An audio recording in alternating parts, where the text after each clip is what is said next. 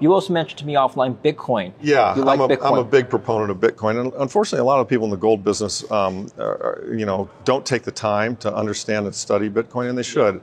And it's tricky because there are a lot of, quote unquote shit coins and other alternatives. There's a lot of pump and dump. I mean, crypto is full of a lot of messy stuff that leads typical sound money investors to go, oh, that's all bullshit. I'm not even going to look at it.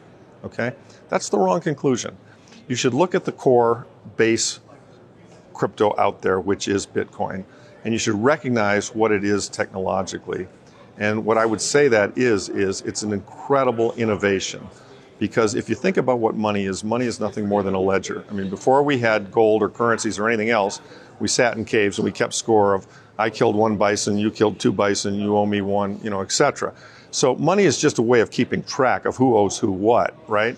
And if you can create a digital ledger that is immutable and can't be cheated on, that's arguably even sounder as a form of money than gold, because it's triple entry accounting. Everyone can see it.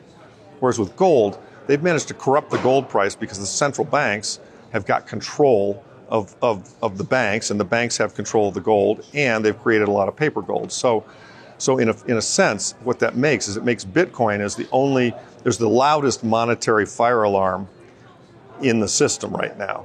So, one of the things I would say to you is most gold bugs feel the way I do, which is they're astounded that here we are with the most massive money printing operation in the history of the world. I mean, 30% of the money in existence has been created in the last year and a half, 2 years, right?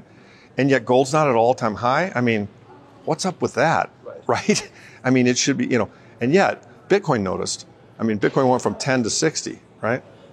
Well, people argue there are three characteristics of money. Right. Something has to be a store of value, something has to be a medium of exchange, and a unit of account. Right. All three things have to be satisfied. Do you think Bitcoin meets these characteristics? Absolutely. Bitcoin meets them all in spades. In fact, arguably, because its stock to flow is going to be, with the next halving, its stock to flow will be better than gold's. It's arguably better than gold in terms of, the other two characteristics it meets as well. The only thing it doesn't meet, it's not as easy to transact in today, although it's easier than gold. I mean, people aren't using gold coins to do transactions. But that's all going to get solved. I mean, go look at Strike, go look at Jack Mallers, go look at the Lightning Network. Yes. They're going to solve that. So, yes, I do think that Bitcoin is emerging as a very important form of sound money. Yeah.